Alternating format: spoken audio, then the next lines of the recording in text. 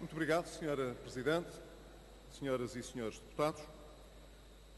O debate público da última semana e meia ficou marcado pela discussão em torno da minha carreira contributiva. Já tive oportunidade, por várias ocasiões, de dar as devidas explicações sobre esta matéria e também de responder a perguntas dos grupos parlamentares, dos senhores deputados, portanto, sobre este assunto. Mas, evidentemente, trata-se de uma matéria que, no cumprimento dos meus deveres institucionais, devo também, diretamente no debate no Parlamento, estar disponível para responder. Tal como disse em algumas ocasiões, por escrito ou de viva voz, não tenho nenhuma situação por regularizar, seja em matéria fiscal, seja em matéria contributiva. As falhas que tive relativamente à matéria contributiva, reconheci-as publicamente e lamento profundamente não ter tido consciência dessas obrigações. Quando delas tive conhecimento, e não esperei porque ninguém me chamasse a atenção para esse efeito, quer dizer, quando a questão foi suscitada e procurei junto da Segurança Social saber qual era a situação contributiva, a resposta era a de que ela estava regularizada. Foi a insistência minha que procurei avaliar se tinham ou não fundamento notícias de que eu poderia ter, de modo a que não fosse exigível pelo Estado qualquer outra dívida ou falha contributiva. Assumi publicamente que não regularizei essa situação, em finais de 2012, quando dela tive consciência, para não criar nenhum equívoco quanto à possibilidade de me ser assacado um benefício que, de facto, não é mais do que um direito para a constituição de direitos futuros.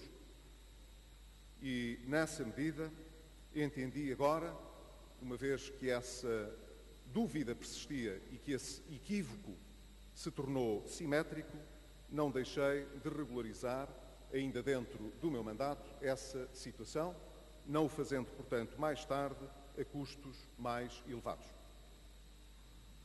Quero, portanto, dizer com muita transparência e com muita humildade também, que aceitei como aceito o escrutínio sobre as condições do exercício de mandatos, na medida em que quem exerce cargos públicos sempre deve estar disponível para esclarecer alguma coisa importante que possa ter influência na sua credibilidade política ou nas condições de exercício do seu mandato.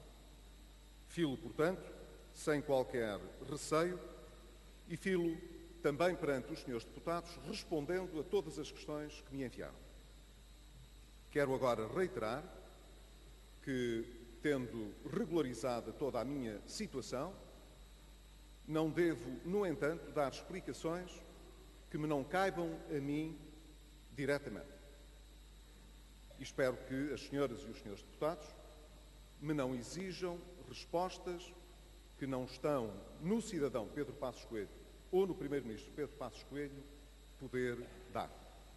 Mas todas aquelas que me cabem como cidadão ou como primeiro-ministro, não deixarei de responder como sempre respondi. Da mesma maneira que disse que, com humildade, devemos reconhecer as nossas falhas e, com humildade também, devemos sujeitar a esse escrutínio especial, digo também que não aceitarei, evidentemente, que, a coberto desse escrutínio e dessa clarificação, se queira fazer uma manipulação política relativamente à minha situação contributiva ou fiscal que não corresponda à verdade.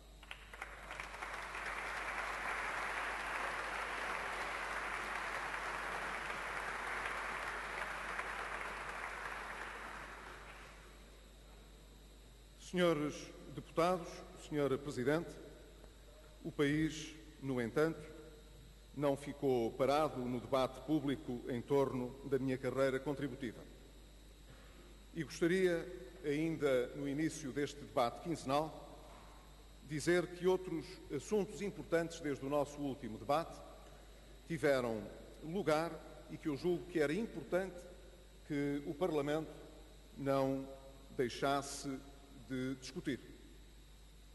Em primeiro lugar, o convênio que estabelecemos com a Espanha e com a França para garantir, com o envolvimento da Comissão Europeia, que as interconexões de que necessitamos, quer ao nível da eletricidade, mas também ao nível do gás, entre a Península Ibérica e a Europa, se concretizariam nos termos em que já tinha sido acordado em Conselho Europeu até 2020.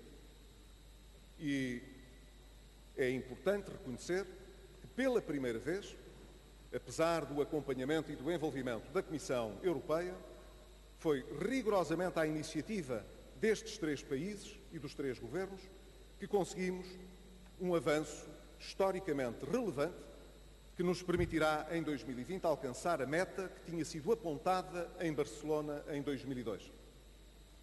Recordo que aqui no Parlamento, já em debates anteriores, se tinha colocado a dúvida de saber se, em algum momento, o compromisso que tinha sido reiterado no Conselho Europeu de dezembro seria realmente para cumprir, como não tinham sido cumpridos os anteriores.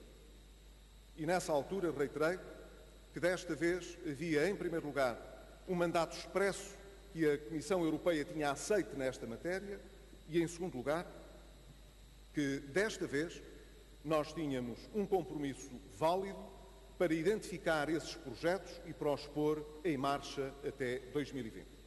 Depois do relatório que foi apresentado pela Comissão Europeia, ficámos a saber que, com o nível de projetos que já estão identificados, nós estaremos em condições, em 2020, de atingir 8% nas interconexões. O que significa, portanto, que falta ainda identificar projetos que complementem os 2% que faltam até 2020.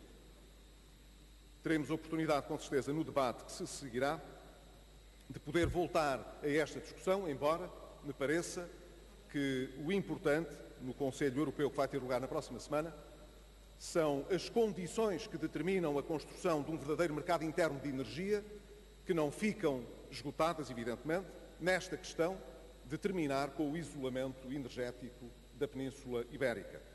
Mas este aspecto, que podia ter merecido já no passado uma atuação mais diligente, foi possível de concretizar, quero aqui dizê-lo também, dado o empenhamento que quer o Primeiro-Ministro espanhol, quer o Presidente francês, colocaram pessoalmente na resolução de um compromisso que teria de envolver os governos e os Estados. E, portanto, sabemos que o BEI está disponível para financiar este tipo de projetos, sabemos que a Comissão tem a obrigação de apresentar iniciativa nesta matéria, o que significa garantir que estas interligações se farão, mas temos também, o que é ainda mais importante, o empenho dos três Estados em pôr termo a este isolamento energético que dura há demasiado tempo.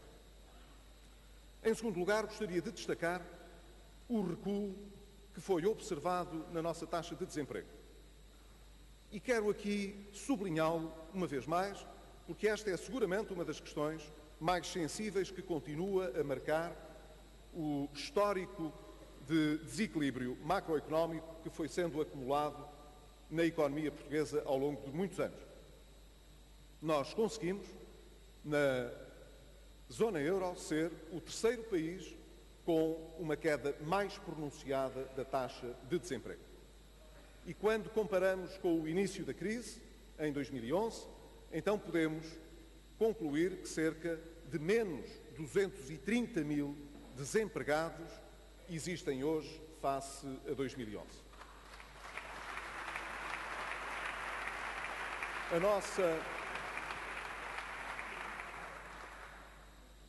O nosso desequilíbrio, no entanto, continua a ser elevado. E o facto de termos atingido, no último mês, sobre que há dados oficiais, uma taxa de desemprego de 13,3%, significa que ainda temos um desemprego demasiado elevado, sobretudo, insisto, porque já aqui o disse antes, quando olhamos para o desemprego de longa duração e para o desemprego jovem. Mas é importante sublinhar que o resultado que vamos reconhecendo todos os anos, todos os meses, ao longo de todo o tempo, desde o início de 2013, mostra que nós não só temos vindo a descer consistentemente a taxa de desemprego, como a taxa de emprego e o número de empregos criados no país tem vindo consistentemente a aumentar. E isso é seguramente um motivo de esperança para o trabalho que temos para fazer à nossa frente. Queria concluir, Senhora Presidente, Senhoras e Senhores Deputados, dizendo que lançámos recentemente, e iremos concluir até ao final deste mês, concursos importantes no âmbito do Portugal 2020. Portugal não apenas integrou um grupo muito restrito de países que conseguiu fechar o seu acordo de parceria e, a seguir a isso, apresentar os programas operacionais aprovados em Bruxelas, como está a ser um dos países que lidera a execução do novo quadro do novo Portugal 2020. E isso é essencial, não temos dúvidas, não apenas para permitir o apoio a esta mudança estrutural da economia portuguesa que tem vindo a observar-se, mas sobretudo também a garantir que, ao contrário de anos anteriores, nós asseguraremos um grau de execução deste Portugal 2020 acima da média europeia e ao nível daquilo que o país necessita. Senhora Presidente, na verdade, nós sabemos que até à revisão intercalar do orçamento europeu, nós beneficiamos de condições excepcionais em termos de cofinanciamento. Um grau de elevada execução do Portugal 2020 é aquele que tira proveito dessas condições excepcionais que foram reconhecidas em termos europeus, justamente porque Portugal fez o esforço que fez e saiu do seu programa de ajustamento financeiro. Por essa razão, teremos a obrigação de aproveitar todas as boas condições que nos ofereceram para a execução desse programa. Muito obrigado.